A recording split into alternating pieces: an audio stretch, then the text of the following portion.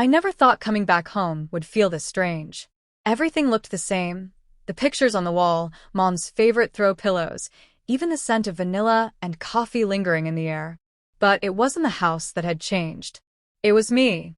Or maybe it was him. Mom was thrilled to have me back, said she missed the energy I brought into the house. She'd remarried a few years ago while I was away at college. Her husband, David, my stepdad, was kind, successful, well-spoken. Too well-spoken, honestly. He remembered birthdays, bought flowers for no reason, always looked people straight in the eye when he talked. It was like he'd studied how to be the perfect man. I used to admire that. I used to think Mom had finally found someone decent. David made me feel comfortable from day one. Not just welcome seen. He'd ask about my day, offer advice about work, compliment my taste in books. At first, I chalked it up to politeness.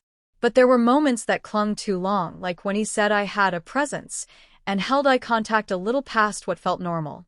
Or when he told me I looked beautiful in a way that didn't feel fatherly, not even close. Still, I pushed those thoughts away. I told myself I was projecting, still hurting from my breakup with Ryan. I wasn't used to male attention that wasn't manipulative or cruel. Maybe I'd just forgotten what genuine kindness looked like. Then came that Friday night. Mom had gone to visit her sister for the weekend. I was planning to stay and catch up on a book, maybe order takeout. David knocked on my door holding a bottle of red wine and 2 glasses. He smiled that easy, warm smile. "No reason we can't enjoy a quiet night, right?" he said. "Just us." I hesitated but nodded. It didn't seem inappropriate. He was my stepdad. I trusted him. We sat in the living room. The wine made my face warm. He asked about Ryan, about how I was coping. I started opening up more than I meant to. Told him I felt like I kept choosing the wrong men. That I felt invisible sometimes. He listened, really listened. His eyes didn't drift to the TV. His phone didn't buzz. He just watched me, like I was saying something that mattered. Then he said it. "You're not invisible to me." My breath caught in my throat. I laughed, tried to make light of it, but he didn't laugh back. He just looked at me a little too long. My stomach flipped. I stood up, pretending to check my phone. Said I was tired. He nodded, said of course, but as I walked away, I could feel his gaze on my back like a heat lamp. That night, I couldn't sleep. I kept replaying the moment in my head, over and over, until the words lost meaning. "You're not invisible to me." I wasn't sure if I felt flattered or terrified. The next morning, everything felt normal. Too normal. David made coffee, asked if I slept well. I said yes, lied. He smiled, that same calm expression, but something in his eyes lingered. I told myself I had imagined the night before, exaggerated it in my head. But I couldn't forget the way he looked at me, or the way it made me feel. That week, he started finding more reasons to talk to me alone. In the kitchen, in the hallway, small moments that somehow stretched. He asked about my job interviews, told me I was smart, capable. One afternoon, while Mom was gardening, I caught him staring at me as I bent to grab a book. He didn't look away. I avoided confrontation. It was easier to stay quiet, to pretend nothing was happening. But the line between harmless and something else was thinning fast. I started catching myself dressing more carefully. Not because I wanted him to notice, at least that's what I told myself, but because I didn't want to give him any reason to. I stopped wearing tank tops around the house. I stopped walking barefoot. Then came the night it changed. It was late. I couldn't sleep. I went downstairs to get water. He was there reading. He said he couldn't sleep either. I sat on the other end of the couch. It was quiet. The kind of silence that feels like something's waiting to happen. I said I felt anxious lately. Told him I wasn't sure what I was doing with my life. He listened, nodded slowly. Then he moved closer, not too much, just enough. "You've been through a lot," he said. "You need someone to remind you how amazing you are." His voice was low, soft. I looked at him. His hand brushed my knee. I froze. He didn't pull back.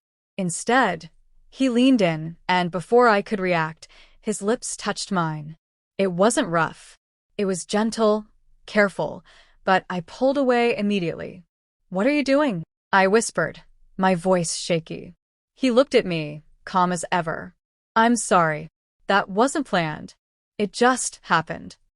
I stood up, heart pounding. I didn't say another word. I walked straight to my room and locked the door. My hands were shaking.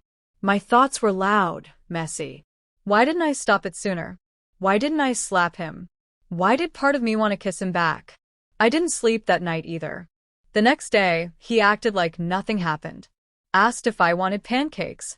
I nodded. What else was I supposed to do? Tell my mom? Blow up her marriage? Admit I let it happen? That night, I stared at the ceiling and kept asking myself the same question. Was that the first time he crossed a line, or just the first time I let him? I thought avoiding him would make it stop. I started staying out late, leaving the house early, pretending to be busy. But it only made him more persistent. He'd text when mom wasn't around, just casual things at first. "Did you eat? You look tired today." Then it shifted. "I miss talking to you. Last night meant something to me." I didn't reply, but I didn't block him either. Weeks passed. I kept justifying my silence. Maybe if I ignored it long enough, he'd stop. But deep down, I wasn't just avoiding him. I was avoiding myself. The truth was, I didn't feel disgusted. I felt wanted, desired. For the first time in a long time, someone looked at me like I mattered. Even if it was all wrong. One night, Mom left for a conference. I knew what would happen before it did. I could have stayed with a friend. I could have made plans. But I didn't. I stayed. He knocked on my door after midnight. Didn't say a word. Just looked at me. I opened it. I don't know why. He kissed me again, and this time, I didn't pull away. It wasn't rushed or aggressive. It was careful, like he was trying to make it feel right. We slept together that night. The next morning, I felt nothing. No guilt, no clarity. Just numbness. He acted like everything had shifted, like we had some silent agreement now. I didn't respond to his affection. I just went through the motions. After that, it became routine. Whenever Mom wasn't around, he'd find me, and I let him.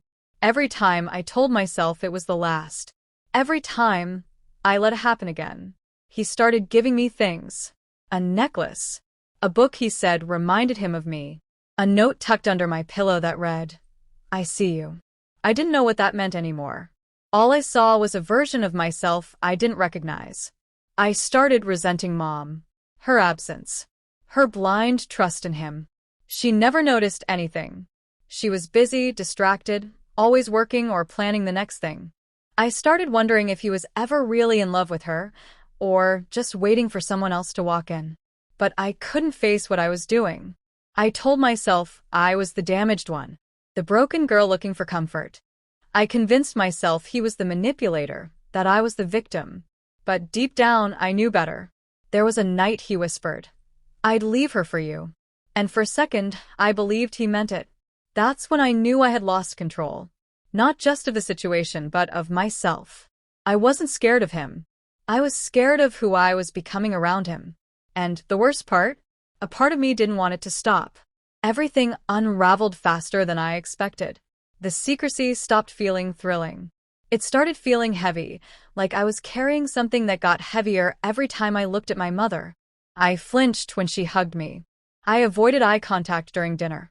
I said I was tired more often than not, just to escape the weight of her kindness. David became bolder. He touched my back in the kitchen when she turned around, brushed against me in the hallway. One day he whispered in my ear while she was just steps away. It made my skin crawl, not because he did it, but because part of me still responded. I hated myself for it. I hated the silence between me and Mom. I hated how I had slowly started believing I deserved this mess. Then it happened. She found his phone on the counter. I was in the next room when I heard her voice shift from casual to sharp. She called my name. My stomach dropped. When I walked in, her face was pale, her hands trembling, phone in her grip. She read the message out loud. Just one line. "You looked beautiful last night. I wish we had more time." She looked at me, waiting for me to deny it, to say it was a misunderstanding. But I didn't say anything. I couldn't.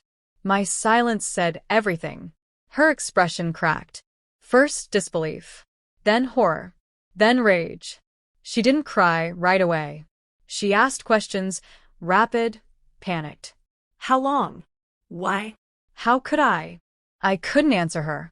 Every word I'd rehearsed in my head died on my tongue. David walked in seconds later. Saw the phone in her hand. Saw her face. Saw mine. He tried to explain, to twist it, said it was nothing, said I misunderstood, that I came on to him. That he felt sorry for me. I didn't defend myself. Not for him. Not even for me. I let the truth sit there and rot between us. Mom kicked him out that night. She didn't yell. She just stared at him like she couldn't believe who she married. Then she turned to me and said, "You're not the daughter I raised." That cut deeper than anything else. After he left, the house felt cold. Silent in the worst way. She barely looked at me. I packed my things the next morning and left. No goodbye. No closure. Now I live alone. Small apartment. Quiet. I replay everything more than I should. I try to tell myself I was manipulated, that I was vulnerable. But sometimes in the silence, I admit the truth. I made choices. I crossed lines. And no excuse will ever make it right. I ruined the only family I had left. And the worst part isn't losing them. The worst part is wondering if a piece of me wanted that destruction. Wanted to be seen so badly, I didn't care who it cost. I never thought he could do this. But maybe I never thought I could either.